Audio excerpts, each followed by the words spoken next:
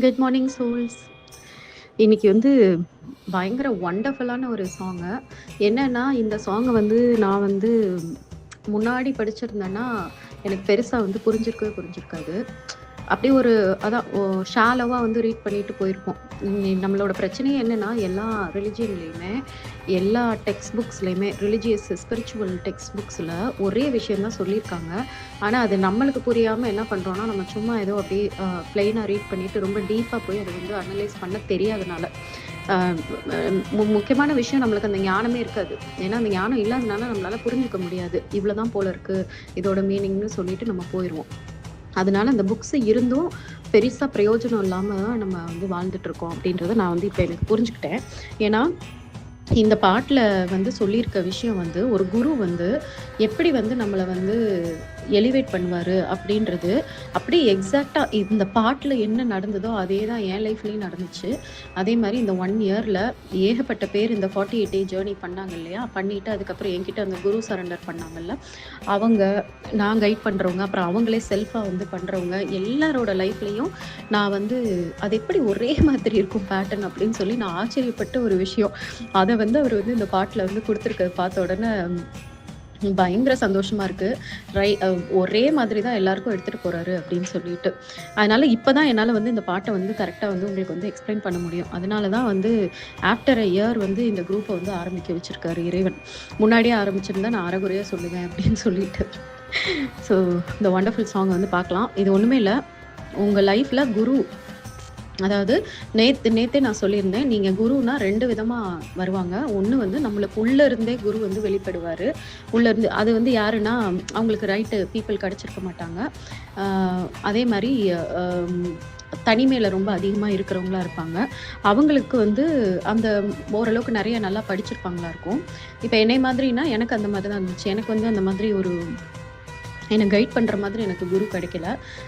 அதே மாதிரி நானுமே வந்து ஒரு சரியான இன்ட்ரோவர்ட் கேரக்டர். நான் போய் யாரோடையும் பயங்கரமாக கம்யூனிகேட் பண்ண மாட்டேன். அதனால் எனக்கு வந்து இறைவன் வந்து நான் தேட ஆரம்பித்தோன்னே எனக்கு உள்ளேருந்து வராது.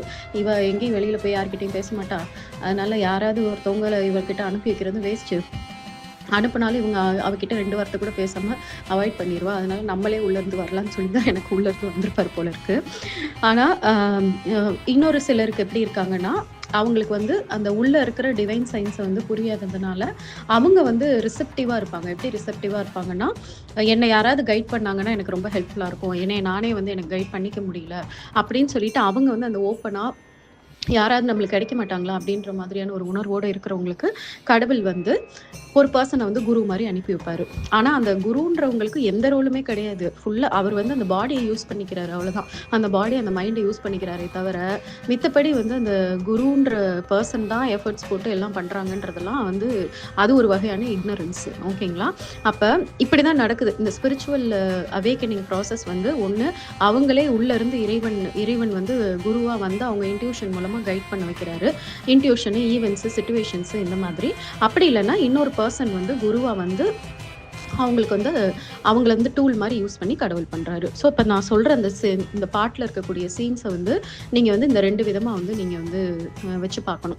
இப்போ உங்கள் லைஃப்பில் எப்படி போயிட்டுருக்கோ அது மாதிரி நீங்கள் பார்க்கணும். இப்போ உங்களுக்கு குருன்னு யாராவது இருக்கிறாங்கன்னா அந்த குருவோட ஆக்டிவிட்டீஸை வச்சு நீங்கள் நினைக்கணும். அது கூடவே டிவைனையும் நினைக்கணும். ஏன்னா எல்லாத்தையும் குரு பண்ண மாட்டார். குரு ஜஸ்ட் கைடு தான் பண்ணுவார். அதாவது எக்ஸ்டர்னல் குரு என்ன பண்ணுவாருன்னா, பாரு உங்கள் லைஃப்பில் இதெல்லாம் நடக்குன்னா இதான் ரீசனு அப்படின்னு சொல்ல தான் செய்வார். அவரால் எந்த உங்கள் லைஃப் சிச்சுவேஷன்ஸ் எல்லாம் மாற்ற முடியாது. நான் ஆல்ரெடி சொல்லியிருக்கேன் இல்லையா, இது வந்து ப்ராக்டிக்கல் டெஸ்ட் மாதிரி, ப்ராக்டிக்கல் கிளாஸஸ் மாதிரி தான். அந்த ஈவெண்ட்ஸ் மூலமாக மட்டும்தான், ஈவெண்ட்ஸு சிச்சுவேஷன்ஸ் மூலமாக மட்டும்தான் இறைவன் வந்து உங்களுக்கு டீச் பண்ணுவாருன்ற போது, எக்ஸ்டர்னலாக ஒரு குருவுக்கு அந்த அளவுக்குள்ள பவர் கிடையாது இல்லையா. ஆனால் வரக்கூடிய சிச்சுவேஷன்ஸு, வரக்கூடிய ஈவெண்ட்ஸை வந்து அந்த குரு வந்து புரிஞ்சுப்பார். அந்த குரு மூலமாக இறைவன் வந்து பேசுவார். இதனால தான் நடக்குது, இதுக்கு நீ இப்படி தான் பிஹேவ் பண்ணணும், இதுக்கு இப்படி தான் நீ நடந்துக்கணும்னு சொல்லி தருவார். ஓகேங்களா? ஸோ இப்படி தான் வந்து இந்த ப்ராசஸ் வந்து ஸ்டார்ட் ஆகும். இதுதான் வந்து ரொம்ப பிகினிங் ப்ராசஸ். நம்ம வந்து அந்த ஸ்பிரிச்சுவல் அவேக்கனிங்குள்ளே போகிறதுக்கான பிகினிங் ப்ராசஸ். ஸோ இது இப்போ லைன் பை லைன் நம்ம இப்போ பார்க்கலாம். ஃபர்ஸ்ட்டு சாங் பாடிடுறேன். பாசத்தை கூட்டியே கட்டி பறித்திட்டு நேசித்த காயம் விடுவித்து நேரே கூசற்ற முத்தியிர் கூட்டலா நாட்டத்த தாசற்ற சர்க்குரு அம்பலமாமே. அப்படி நீங்கள் 2-3 தடவை இந்த மீனிங் தெரிஞ்ச பிறகு பாடி பாருங்கள், ரொம்ப சூப்பராக இருக்கும். ஃபர்ஸ்ட் லைன் வந்து பாசத்தை கூட்டியே கட்டி பருத்திட்டு. குரு என்ன பண்ணுவார் அப்படின்னா, நம்மளுக்குள்ள இருக்கக்கூடிய எல்லா வீக்னஸ்ஸு, அட்டாச்மெண்ட்ஸு, இந்த வேர்ல்டுலி திங்ஸ் இருக்கு இல்லையா? நேற்று நம்ம பார்த்தோம்ல, சித்து அசித்து, அதுக்கப்புறம் சதசித்து. இதில் இந்த சித்துன்றது உண்மை, அசித்தும் அந்த சதசித்தும் வந்து பொய்யான விஷயங்கள். அதுக்கப்புறம் நம்ம கரெக்டாக வந்து நம்ம ஹேண்டில் பண்ண தெரியாமல் இக்னரன்ஸில் நம்ம தப்பாக ஹேண்டில் பண்ணுற விஷயங்கள். இது எல்லாத்தையுமே என்ன பண்ணுவாருன்னா ஒன்றா கூட்டு வரோம், ஒன்றா எல்லாத்தையும் ஐடென்டிஃபை பண்ணி அது எல்லாத்தையும் நம்மக்கிட்ட காட்டு வரோம். நீ பாரு, இதில் தான் நீ வந்து கட்டி கிடக்க, உன்னோட பிரச்சனையே இதுதான், நீ வந்து ஓவராக அட்டாச் ஆகியிருக்க, நீ வந்து ஒரு தப்பான வழியில் போயிட்டுருக்க, நீ வந்து இந்த மாதிரி எடுத்துகிட்டு போகவே கூடாது, இது வந்து உண்மையான வாழ்க்கை முறை கிடையாது அப்படின்னு சொல்லி நம்மளுக்கு வந்து காட்டுறதுக்கு ஒன்று. மோஸ்ட்லி வந்து இதில் வந்து நான் வந்து இந்த லாஸ்ட் 1 இயரில் பார்த்தது வந்து இந்த ரிலேஷன்ஷிப் ரிலேட்டடாக கஷ்டப்படுறாங்க. கல்யாணம் ஆன பிறகு அந்த டிவோர்ஸ் வரைக்கும் போகிறவங்க, இல்லை டிவோர்ஸ் ஆனவங்க, அந்த பெயினில் வந்து அதை ஹேண்டில் பண்ண தெரியாமல் வந்து ரொம்ப கஷ்டப்படுறது, ரொம்ப வீக்காக ஃபீல் பண்ணுறது. அதுக்கப்புறம் வந்து இது ப்ராப்பர்ட்டி, மெட்டீரியல் திங்ஸு, ஃபினான்ஷியலாக வந்து நினச்சே பார்க்க முடியாத பயங்கரமான ஒரு லோயர் ஸ்டேஜுக்கு போகிறது. அதுக்கப்புறம் மற்றபடி இந்த ஃபேமிலி உறவுகளில் வந்து நிறைய பிரச்சனையை சந்திக்கிறது. அதுக்கப்புறம் ஹெல்த் ரிலேட்டடாக ஏதாவது ஃபேஸ் பண்ணுறது. இதுதான் வந்து நான் வந்து பார்த்துருக்கேன். இப்போ இதில் வந்து அவர் வந்து என்ன பண்ணுவாருன்னா, முதல்ல நம்ம கண்ணில் காட்டுவார். நம்ம வந்து என்னென்ன விஷயங்கள்னால் மைண்ட் செட்டு, நம்ம மைண்ட் செட் வந்து ஒரு தவறான ஒரு விஷயத்தை நோக்கி வந்து போயிட்டுருக்கு. அப்படி நம்ம வாழக்கூடாது. ஆனால் நம்ம வந்து எதுக்கு ப்ரையாரிட்டி கொடுக்கணுமோ அதுக்கு ப்ரையாரிட்டி கொடுக்காம, அது வந்து நம்மளுக்கு உண்மையான சந்தோஷம்லாம் தரப்போகிறதே இல்லை. ஆனாலும் நம்ம வந்து ஒரு மாதிரி அடிக்டடாக இருப்போம். ஏதாவது ஒரு ஆளுங்களுக்காகவோ இல்லைனா ஏதாவது ஒரு விஷயத்துக்காகவோ அடிக்டடாக இருந்து, அந்த அடிக்ஷனுக்கு நம்மளுக்கு தெரியும் அது தப்புன்னு தெரிஞ்சாலும் நம்மளால் அது வந்து வெளியில் வர முடியாதபடி மாட்டிக்கிட்டு சிக்கிக்கிட்டு இருப்போம். நம்மளும் கஷ்டப்பட்டுட்டு நம்மளை கூட இருக்கிறவங்களையும் கஷ்டப்படுத்திட்டு இருக்கிற மாதிரியான ஒரு வாழ்க்கை. அப்போ இதை எல்லாத்தையும் ஃபஸ்ட்டு குரு என்ன பண்ணுவாராம், நம்ம லைஃப்பில் இருக்கக்கூடிய எல்லா வீக்னஸ்ஸு, எல்லா இக்னரன்ஸு, எல்லா அட்டாச்மெண்ட்டையும் ஒன்றா கட்டி போட்டு நம்ம கண்ணு முன்னாடி காட்டு வரோம். ஓகேவா? அதுக்கப்புறம் தான் ஹைலைட்டே. அதை காட்டிட்டு அப்படின்னா ரீசர்ஃபேஸ் ஆகும் எல்லாமே. வந்த ஒரு பிரச்சனைகள் எல்லாமே வந்து ஒரு குரு வந்த பிறகு திரும்பி வரும். வந்து அப்படியே நம்மக்கிட்ட நம்மக்கிட்ட இருந்து ஒரு பொருளை பிடுங்குற மாதிரி அந்த விஷயத்திலேருந்து எடுத்தாராம். ஃபார் எக்ஸாம்பிள், இப்போ ஒரு ரிலேஷன்ஷிப்னு வச்சுக்கோங்களேன். ரிலேஷன்ஷிப்னா நம்ம யார் மேலே வந்து ரொம்ப வந்து பயங்கரமாக அட்டாச்மெண்ட்டாக இருக்கோமோ, அது நம்ம பிள்ளையாக இருக்கலாம், ஸ்பௌஸாக இருக்கலாம், இல்லை லவராக இருக்கலாம், இல்லை ஃப்ரெண்டாக இருக்கலாம், யார் மேலேயாவது தேவையில்லாமல் ஓவர் எமோஷனல் அட்டாச்மெண்ட்டில் இருக்கோம் அப்படின்னா அவங்கள அப்படி நம்மக்கிட்ட இருந்து ஃபோர்ஸ்ஃபுல்லாக பறிப்பாராம். நம்மளால் வந்து தாங்கவே முடியாது. நம்ம ஹார்ட் அப்படி பறிச்சு பிடிச்சி இழுத்தா எப்படி இருக்கும் அந்த மாதிரி. அதே மாதிரி ஈவன் நம்மளுக்கு ஒரு ஜாப், அந்த ஜாப் தான் நம்மளுக்கு லைவ்லிஹுட்டாக இருக்குது அப்படின்னா டக்குன்னு அந்த ஜாபை வந்து நம்மக்கிட்ட இருந்து போகிற மாதிரி பண்ணுவார். இல்லை நம்மளுக்கு ஒரு வீடு, இந்த வீடு தான் நம்ம உலகம் அப்படின்னு சொல்லி நினச்சிட்டு இருப்போம். அந்த வீடு இல்லைனா அவ்வளோதான், அந்த வீடை நான் கஷ்டப்பட்டு கட்டியிருக்கேன் அப்படின்ற மாதிரி இருந்தால் முதல்ல அந்த வீட்டை தான் தூக்குவார். ஓகேங்களா? அதுவும் தூக்குறது எப்படி இருக்கும்னா அதிரடியாக இருக்கும். நினச்சே பார்க்க முடியாதபடி பயங்கரமாக அப்படியே கத்தி மாதிரி நம்மளோட ஹார்ட்டை வந்து கிழிச்சு தூக்குற மாதிரி தான் தூக்குவாரே தவிர, அப்படி மெல்லிஸாக நம்மளை வந்து தட்டி கொடுத்து இதுலேருந்து வெளியில் வாப்பா அப்படிலாம் சொல்லி செல்லம் கொஞ்சிலாம் நம்மள்கிட்ட பண்ண மாட்டார். செம்ம அதிரடியாக பயங்கர ஃபோர்ஸ்ஃபுல்லாக நடக்கும் இது. அப்போ நம்மளோட எமோஷன் எப்படி இருக்கும்னு யோசிச்சு பாருங்களேன். பயங்கரமாக ஷாக் இருக்கும், ரெசிஸ்ட் பண்ணுவோம் பயங்கரமாக. ஐயோ, இது இல்லாமலாம் என்னால் வாழவே முடியாது, என்ன இப்படி நடக்குது என் லைஃப்பில் அப்படின்னு சொல்லி நம்மளால் தாங்கிக்கவே முடியாது. ரொம்ப ஒவ்வொரு நிமிஷமும் நம்மளால் வாழ முடியாத மாதிரியான ஒரு ஹெல் மாதிரியான ஒரு பெயின்குள்ளே வந்து நம்ம மாட்டிக்குவோம். ஏன் இந்த பெயின் நம்மளுக்கு வந்துச்சுன்னு யோசிக்கும் போது தான் அப்போ தான் வந்து ரைட்டு பீப்புள் என்ன பண்ணுவாங்கன்னா, குருவோட துணையோட ஐயோ இது வந்திருக்கு ஆனால் எனக்கு நல்லா தெரியுது இது தப்புன்னு சொல்லிட்டு ஒன்று உள்ளேருந்து குரு சொல்கிறத கேட்பாங்க. அப்படி இல்லைன்னா எக்ஸ்டர்னலாக ஒரு குரு கிட்ட முழுமையாக சரணடைஞ்சு எனக்கு இந்த வலி தாங்கவே முடியல, நீங்கள் என்ன சொன்னாலும் நான் கேட்குறேன்னு சொல்லிட்டு அந்த மொமெண்ட் இருக்கு இல்லையா, அந்த மொமெண்ட்டு தான் இருக்கிறதுலே ரொம்ப சேலஞ்சிங்கான மொமெண்ட்டு. எனக்கு தெரிஞ்சு லாஸ்ட் 1 இயரில் ஒரு 50% ஆஃப் த பீப்புள் தான் அதை கடந்து வந்தாங்க. பேலன்ஸ் 50% வந்து அப்படியே விலகி போயிட்டாங்க. விலகி போய் அவங்களுக்கு பிடிச்ச மாதிரி இல்லை என்னால் அது இல்லாமல் இருக்க முடியாதுன்ட்டு அகெயின் வந்து அந்த இல்யூஷன் ட்ராப்குள்ளேயே போய் அதை நோக்கியே போய் இன்ன வரைக்கும் எனக்கு கஷ்டப்பட்டுட்டு இருக்கிறவங்க தான் நான் நிறைய பேரை பார்த்துருக்கேன். பேலன்ஸ் 50% அவங்களோட நல்ல கர்மாவோ இல்லை அவங்களோட வில் பவரோ டிட்டர்மினேஷனோ என்னன்னு தெரியல. ஆமாம், எனக்கு பயங்கரமாக ரத்தம் கொட்டுற மாதிரி வலிக்க தான் செய்யுது, ஆனாலும் நான் இதை தாண்டி வருவேன், எனக்குன்னு கடவுள் வந்து ஒரு குரு அனுப்பி வச்சிருக்காரு, அந்த குருவோட பேச்சு கேட்டு நான் தாண்டி வருவேன்னு சொல்லி இருக்கிறவங்க ஒரு 50% தான். அந்த 50% இம்மீடியட்டாக கொஞ்ச நாள்லேயே வந்து அப்படியே அந்த டிரான்ஸ்ஃபர்மேஷன் ஃபேஸ்க்குள்ளே போகிறது. தென் இந்த இடத்துல நம்ம எடுக்கிற முடிவு தான் ரொம்ப ரொம்ப முக்கியமான ஒரு முடிவா இருக்கு. ஏகப்பட்ட பேரோட லைஃப்ல நான் பார்த்துட்டேன். அந்த முடிவு அவங்க எடுக்கும்போது அவங்க படுற பாடு பார்த்தீங்கன்னா, ரொம்ப இதா இருக்கும். நம்மளால வந்து சொல்ல தான் முடியும் அவங்க கிட்ட, கடவுள் தான்ப்பா உனக்கு எல்லாமே பண்றாரு. புரிஞ்சு நடந்துக்கோங்க. நான் கூட இருக்கிறோம் அப்படின்னு என்னதான் சொன்னாலும், அ அந்த அடிக்ஷன் இருக்கு இல்லையா? ஒரு மாரி ட்ரக் அடிக்ஷன் மாதிரி இருக்கும். அவங்களுக்கு நான் பண்றது தான் கரெக்ட்டு. நான் செய்றது தான் இது. உங்களுக்கு அதாவது அந்த குரு வந்து கடவுள் தான் அனுப்பி வச்சாங்கன்றதே புரிஞ்சுக்க மாட்டாங்க. இல்லன்னா உள்ள இருக்க குருவையும் அண்டர்ஸ்டாண்ட் பண்ணிக்க மாட்டாங்க. பல வழியில அந்த குரு வந்து காப்பாத்த ட்ரை பண்ணுவாரு. இன்னர் குரு இருக்கு இல்லையா? இன்னர் குரு வந்து நம்ம ஆல்ரெடி முன்னாடியே சொன்ன மாரி சக்தி, சிவம். சக்தி வந்து அந்த சிவம் வந்து அந்த அல்டிமேட்டா எங்கேயும் எல்லா இடத்துலயும் பறந்து ரொம்ப அப்படியே சைலண்டா அசைவற்று இருக்கக்கூடிய அந்த ஒரு சக்தி. இன்னொரு சக்தி வந்து நமக்குள்ள வந்து நம்மளுக்கு ஹெல்ப் பண்ண துடிக்கக்கூடிய ஒரு டிவைன் ஃபோர்ஸ். அதுதான் ஆக்சுவலா உள்ள வந்து இன்னர் குருவா இருக்கும். அப்ப இந்த இன்னர் குருவும் என்னென்னமோ ட்ரை பண்ணி பார்க்கும் நம்மள வந்து அதிலிருந்து வெளியில கொண்டு வரதுக்கு. ஏன்னா அது தப்பான வழி. கிட்டத்தட்ட இந்த மெட்டீரியலிஸ்ட் லைஃபோ இல்ல எமோஷனல் அட்டாச்மெண்ட்டோ எல்லாமே வந்து ஒரு ட்ரக் மாரி நம்ம லைஃப்ப வந்து கெடுக்கக்கூடிய ஒரு விஷயம். அது வந்து அந்த இன்னர் குருக்கு தெரியும். ஈவன் நம்மளுக்குமே தெரியும். நம்மளுக்குமே அது தெரிஞ்சாலும், ஆனா எனக்கு இதான் பிடிச்சிருக்கு, என் லைஃப் இதுல தான் நல்லா இருக்கு அப்படின்னு சொல்லிட்டு பிளைண்டா வந்து நம்ம வந்து இதை வந்து பிடிச்சிக்கிட்டு இருக்கிறது. இல்லைன்னா என்னால் நினைச்சு கூட பார்க்க முடியாது அப்படின்னு சொல்லிட்டு. ஸோ இந்த ஸ்டேஜை மட்டும் புத்திசாலித்தனமா யார் கடக்குறாங்களோ அவங்களோட லைஃப்ல தான் நான் மிராக்குலஸ் டிரான்ஸ்ஃபர்மேஷனை வந்து நான் வந்து பார்த்துருக்கேன். அப்ப அந்த கடந்த பிறகு என்ன ஆகும்னா, இப்ப ஒரு கத்தி வச்சு கிழிச்சு, இல்லன்னா அந்த ஹார்ட்ட வந்து அப்படி புடிச்சு பறிச்சு எடுத்துட்டா, அந்த இடம் எப்படி இருக்கும்? பயங்கரமா கொதறி போய் புண்ணா தானே இருக்கும். ரத்தம் கொட்ட கொட்ட அந்த இடம் வந்து அப்படி ஒரு காயமா இருக்கும்ல.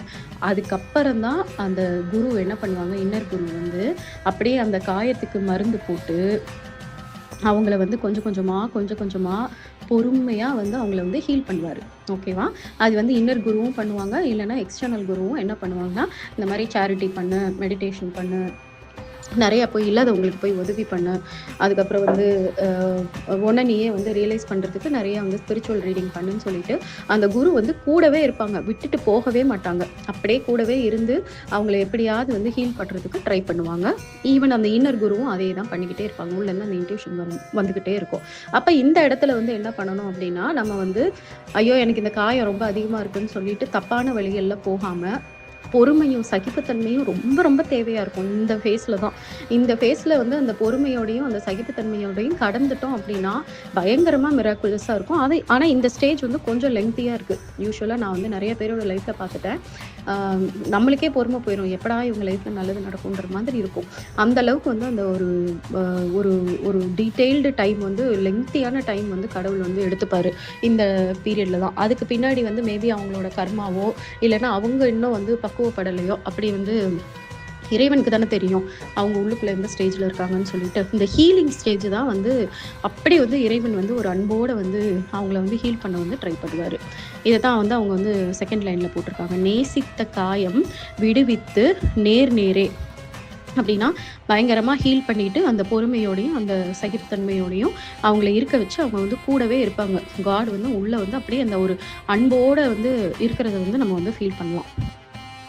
அதுக்கடுத்து கூசற்ற முத்தியிர் கூட்டலா நாட்டத்தை அப்படின்னா, கூசற்ற அப்படின்னா கூச்சம் இல்லாம, அதுதான் ஒரு ஹெசிடேஷன் இல்லாம, ஒரு பயம் இல்லாம, ஐயோ எந்த விதமான எது மேலேயுமே வந்து ஒரு அச்சம் இல்லாம நம்மளை வந்து அந்த லிபரேஷன் மோடுக்கு கொண்டு போவார். அதாவது அந்த பெயின்ல இருந்து டோட்டலா நம்மளை வந்து ரிலீவ் பண்ணி நம்மளை வந்து இறைவனோட வந்து கூட்டலா நாட்டம், அதாவது இறைவனோட வந்து கனெக்ட் பண்ணி விடுவார் காடு.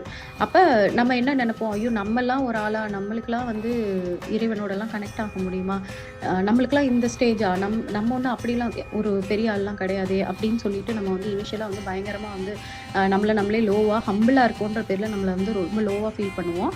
ஆனால் இந்த ஹீலிங் ஸ்டேஜ் எல்லாம் முடிஞ்ச பிறகு பார்த்தீங்கன்னா நம்மளுக்கு அந்த ஹெசிடேஷனே டோட்டலாக போயிருக்கும். அப்படி நிறைய சுச்சுவேஷன் வந்திருக்கும். எப்படி இருக்கும்னா, நம்ம ஒரு 4 பேருக்கு 4 விஷயங்கள் சொல்லும் போது உடனே அவங்க நம்மளை குருவாக பார்ப்பாங்க. அப்போ அவங்க நம்மளை குருவாக பார்க்கும்போது தான் நம்மளுக்கு வந்து நம்மளை நினச்சி ரொம்ப ஷாக்காக இருக்கும். நம்ம இவ்வளோ தூரம் டிரான்ஸ்ஃபார்ம் ஆகிட்டோமா, நம்ம லைஃப்பில் இவ்வளோ தூரம் மாற்றம் வந்துருச்சா, நம்ம 4 பேருக்கு நல்லது சொல்கிற மாதிரி இருக்கா அப்படின்னு சொல்லி நம்ம வந்து நம்மளுக்குள்ள ஒரு பிரமிப்பு வரும் நம்ம மேலேயே. அதுக்கப்புறம் நம்ம பேசுகிற வார்த்தைகள் எல்லாமே வந்து நடக்க ஆரம்பிக்கும். ஒருத்தவங்களோட நன்மைக்காக நம்ம வந்து பேசியிருக்கும் போது பார்த்தா நீங்கள் சொன்ன மாதிரி நடந்துருச்சு, நீங்கள் தான் என்னோட குரு, நீங்கள் என்னை கைட் பண்ணுங்க அப்படின்னு சொல்லி ஒரு 4 பேர் கேட்கும்போது ஆட்டோமேட்டிக்காக நம்மளுக்குள்ள என்ன ஆகும்னா அந்த ஹெசிடேஷனும் அந்த ஷைனஸ்ஸு, அந்த ஃபியரு எல்லாமே அப்படியே பறந்து போயிடும். அதை தான் வந்து கூசற்ற அப்படின்னு சொல்கிறாங்க. பறந்து போயிட்டு அந்த முக்தினா ஒன்றுமே கிடையாது. எப்படி கரெக்டாக வாழணுன்ற வழியை கண்டுபிடிக்கிறது தான் முக்தி. வேற ஒன்றுமே இல்லை. முக்தின்னு உடனே வந்து சாமியார் மாதிரி எல்லாத்தையும் விட்டுட்டு அப்படியே பற்றற்ற நிலைக்கு போயிடுவாங்க அப்படின்றது வந்து ஆக்சுவலாக முக்தின்ற வார்த்தையை வந்து தப்பாக வந்து யூஸ் பண்ணியிருக்காங்க. முக்தின்றது எப்படி ஒரு ஹியூமன் பீயிங் வாழணும், அந்த ஸ்டேஜ், அந்த மைண்ட் செட் இருக்கு இல்லையா, கான்ஷியஸ்னஸ்ன்னு சொல்லுவாங்கல்ல, மனநிலை, அந்த உள்ளுக்குள்ளே இருக்கக்கூடிய நம்ம பிரெயினோட திங்கிங்க்கு பேர் தான் முக்தி. ஐடியலாக இருக்கிறது. கடவுள் வந்து எப்படி எதிர்பார்க்குறாரோ அந்த மாதிரியான மைண்ட் செட்டுக்கு வர்றதுக்கு பேர் தான் முக்தி. ஸோ முக்தி வந்த என்ன ஆகும் அப்படின்னா, லைஃப்பை வந்து நம்மளுக்கு எப்படி வாழணும்னு தெரியும். அடுத்தவங்க எல்லார் மேலேயுமே ஒரு அன்கண்டிஷ்னலான ஒரு அன்போடு இருப்போம். நம்மளுக்கு வரக்கூடிய பிரச்சனைகளுக்கு நம்ம தான் காரணம், மற்றவங்க யாரும் காரணம் இல்லை அப்படின்னு புரிஞ்சு நம்மளை எப்படி நம்ம சரி பண்ணுறதுன்றதை பார்ப்போம். ஒவ்வொரு மொமெண்ட்டும் வந்து இறைவன் காட்டுற வழியில் நம்ம வந்து வாழ்க்கையை எடுத்துகிட்டு போயிட்டு சந்தோஷமாகவும் அப்படியே ரொம்ப பீஸ்ஃபுல்லாகவும் நம்ம வாழுவோம். அதுக்கு பேர் தான் முக்தி நிலைன்னு அர்த்தம். அப்போ அந்த முக்தியை வந்து நம்மளுக்கு வந்து இறைவன் வந்து அடைய வச்சிருவாரு. அடைய வச்சு நம்மளுக்கு வந்து பயங்கரமான அந்த கூட்டலா நாட்டம் அப்படின்னா நம்மளுக்கு அது மேலே ஒரு பிடிப்பு வந்துடும். அதுக்கப்புறம் வந்து அவர் வந்து குருவாக இருப்பாருன்னு சொல்ல முடியாது. ஐ மீன் எக்ஸ்டர்னல் குரு கூட வந்து இல்லாமல் போயிடுவாங்க. அதே மாதிரி இன்னர் குரு வந்து அந்த குருன்ற ரோலை விட்டுட்டு அவர் வந்து ஒரு மாதிரி நம்ம கூட சோல்ஃபுல்லாக கனெக்ட் ஆக ஆரம்பிச்சிருவாரு. அது ஏன்னா நம்மளுக்கு அதுக்கு மேலே நம்மளுக்கு அந்த பிடிச்சு போயிடும். அந்த லைஃப் ஸ்டைல் பிடிச்சி போன பிறகு அதுக்கப்புறம் அவருக்கு வந்து அந்த குருவாக இருக்கக்கூடிய வேலையே இல்லை. நம்மளே செல்ஃப் லேர்னிங்கில் நம்மளை வந்து புரிஞ்சு பண்ண ஆரம்பிச்சிடுவோன்ற போது இறைவன் வந்து நம்மளுக்குள்ள அப்படியே பயங்கரமாக அப்படியே பியூட்டிஃபுல்லாக வந்து சோல்ஃபுல்லாக வந்து கனெக்ட் ஆயிடுவார். அது அதில் சொல்லியிருக்காங்க. அதுக்கப்புறம் தாசற்ற சத்குரு அம்பலமாமே, இதுதான் ஹைலைட்டான வார்த்தை. என்னன்னா இதில் மீனிங் வந்து இது எப்படி போட்டிருக்குன்னா, உனக்கு யார் வந்து குருவாக வந்தாங்களோ அவங்க தான் கடவுள்னு நீ உணர்ற டைம் இது அப்படின்ற மாதிரி தான் மீனிங் அதில் கொடுத்துருக்காங்க. பட் அது கிடையாது. என்ன அர்த்தம்னா, நம்ம இப்போ இந்த டிரான்ஸ்ஃபர்மேஷன் ஃபேஸை அண்டர்கோ பண்ணுறோம் இல்லையா, அவங்களுக்குள்ள இருந்து அந்த குரு வந்து வெளிப்படுவாங்க. ஓகேவா, அவங்களே குரு ஆவாங்க. அதுதான் நம்ம வந்து இவ்வளோ நாளாக நம்மளும் வந்து ஒரு காடு தான் அப்படின்ற அந்த ஃபீல் இல்லாமல் இருந்திருப்போம். இந்த ஃபைனல் ஸ்டேஜில் தான் கடவுள் நமக்குள்ளே இருக்கிறாங்க. நம்ம தான் கடவுள், இனி நம்ம வந்து மற்றவங்கள வந்து டிரான்ஸ்ஃபார்ம் பண்ணணும் அப்படின்ற அந்த உணர்வு, அதுக்கு பேர் தான் சத்குரு. சத்குருனா நிறைய பேரை குருவாக மாற்றுறது. சத்குருனா ஜஸ்ட் வந்து எல்லாரையும் வந்து ஃபாலோயர்ஸாக வச்சுட்டு காலை ஃபுல்லாக நான் சொல்கிறத கேட்டுக்கிட்டே வாழுங்கன்னு சொல்கிறவங்க வந்து சத்குரு கிடையாது. சத்குருன்றது யார் அப்படின்னா, எல்லாருக்குள்ள இருக்கக்கூடிய இறைவனை வந்து தூண்டி விட்டு எல்லாருமே இறைவன் தான் அப்படின்னு சொல்லி புரிய வச்சு, நீ இறைவன் உணர்ந்துட்டீங்கன்னா அடுத்தவனை அந்த மாதிரி இறைவன் ஆக்கிற வேலையை பாரு. அப்புறம் அடுத்தவன் இறைவன் ஆக்கிட்டானா அவன் இன்னொருத்தவங்களும் வந்து மாற்றுவாங்க. இதுதான் வந்து சத்குருவோட வேலை. அப்போ சத்குருவோட வேலை என்னன்னா, எல்லாரையும் குருவாக மாற்றுறது, எல்லாரையும் இறைவனாக மாற்றுறது. அப்படியே அந்த ஒரு தீ பற்றிக்கிற மாதிரி எல்லாரையுமே சேஞ்ச் பண்ணுறது தான் சத்குருவோட வேலை. அந்த உணர்வை வந்து நம்மளுக்கு வந்து ஃபைனலாக வந்து கிடைக்குமா, அம்பலம், அதான் அம்பலம்னு தெரிஞ்சிருமா நம்மளுக்கு. அப்படியே போட்டு உடைச்ச மாதிரி, ஓ நான் வந்து ஒரு சத்குருவா அப்படின்னு சொல்லி நம்ம வந்து உணர்ற அந்த மொமெண்ட்டை தான் வந்து அவர் சொல்லியிருக்காரு. ஸோ இப்படி தான் ஸ்பிரிச்சுவல் அவேக்கனிங் ப்ராசஸ் நடக்கும். புரியுதுங்களா? ஸ்பிரிச்சுவல் அவேக்கனிங்கிறது வந்து ஃபஸ்ட்டு ஸ்டார்ட் ஆகிடும். அவேக்கன் ஸ்டார்ட் ஆகி ஃபைனலாக வந்து ஒரு பெரிய ரியலைசேஷன் வந்து நம்ம லைஃப்பில் நடக்கும்னா அது இந்த ரியலைசேஷன் தான். இது ஸ்டேஜஸ் பார்த்துக்கோங்க. ஃபஸ்ட்டு வந்து நமக்குள்ளே என்னெல்லாம் வந்து வீக்னஸ் இருக்குது, பாண்டேஜஸ் இருக்குது, அட்டாச்மெண்ட்ஸ் இருக்குதுன்னு எல்லாத்தையும் வந்து அந்த குரு ஃபஸ்ட்டு நம்மளுக்கு புரிய வச்சு, அப்புறம் டமால்னு அதை நம்மக்கிட்ட இருந்து பறித்து பெரிய ஒரு பெயின், தாங்க முடியாத வலி, தாங்க முடியாத கஷ்டம், வேதனை, துயரத்தை கொடுத்து அந்த நேரத்தில் ஒரு பெரிய டெஸ்ட் நம்மளுக்கு வைப்பார். நம்ம எந்த வழியை சூஸ் பண்ணுறோன்னு பார்த்து, ஒன்று பின்னாடியே போகிறோமா, இல்லைன்னா தப்பான வழிக்கு போகிறோமா, ஐ மீன் குடிக்கிறது, இல்லை நெகட்டிவாக மாறுறது, அடுத்தவங்களை காயப்படுத்தி நம்மளை சேவ் பண்ணிக்கிறதுன்னு பார்க்குறதுன்னு போகிறோமா, இல்லை இறைவன் காட்டின வழியில் போகிறோமான்னு ஒரு பெரிய டெஸ்ட் நடக்கும். அந்த டெஸ்ட்டு தான் இருக்கிறதுலே கஷ்டமான டெஸ்ட்டு. அந்த டெஸ்ட்டை நீங்கள் பாஸ் பண்ணிட்டீங்க அப்படின்னா ஹீலிங் ப்ராசஸ் ஸ்டார்ட் ஆகும். அந்த ஹீலிங் ப்ராசஸ் முடியும் போது நம்மளுக்குள்ளே இருக்கக்கூடிய ஹெசிடேஷனு, ஃபியரு, லோவாக ஃபீல் பண்ணுறது எல்லாம் போய் நம்மளுக்குள்ள பயங்கரமான ஒரு கான்ஃபிடென்ஸ் வந்து வர ஆரம்பிக்கும். அந்த கான்ஃபிடென்ஸ் அப்படியே டெவலப் ஆகி ஃபைனலாக நம்ம தான் டிவைன் அப்படின்றது புரிய வரும். எப்படி ஒரு பியூட்டிஃபுல்லான ட்ராவல் பார்த்தீங்களா? ரொம்ப ஒண்டர்ஃபுல்லாக இருக்கும். யாரும் இன்னும் ஸ்டார்ட் பண்ணாமல் இந்த குரூப்பில் இருக்கீங்கன்னா இமீடியட்டாக ஸ்டார்ட் பண்ணுங்கள். எல்லா விதமான பாசிட்டிவ் திங்ஸும் உங்கள் லைஃப்பில் அதுக்கப்புறம் வந்து ரொம்ப ஃப்ளாலெஸ்ஸாக நடக்கும். நீங்கள் எஃபர்ட்ஸ் போட்டு தான் நடக்கணும்னு எந்த அவசியமும் இருக்காது. அதுவாக வந்து உங்கள் கையில் வந்து விழுகும். என்ன மாதிரியான ஆப்பர்ச்சுனிட்டியாக இருந்தாலும் அதுவாக வந்து உங்களுக்கு விழுகும். அதே மாதிரி நெகட்டிவ் திங்ஸ்ன்றது உங்ககிட்ட நெருங்க கூட நெருங்காது. அந்த அளவுக்கு வந்து உங்களை சுற்றி வந்து ஒரு மேக்னெட்டிக் பவர் வந்து வந்துடும். ஓகே, ஸோ இதுதான் வந்து இறைவன் வந்து உங்களை வந்து உருவாக்கணும்னு நினச்சி ஆசைப்படுற விஷயம். அதை நோக்கி நீங்கள் வந்து ட்ராவல் பண்ணுங்கள். Okay, thank you all.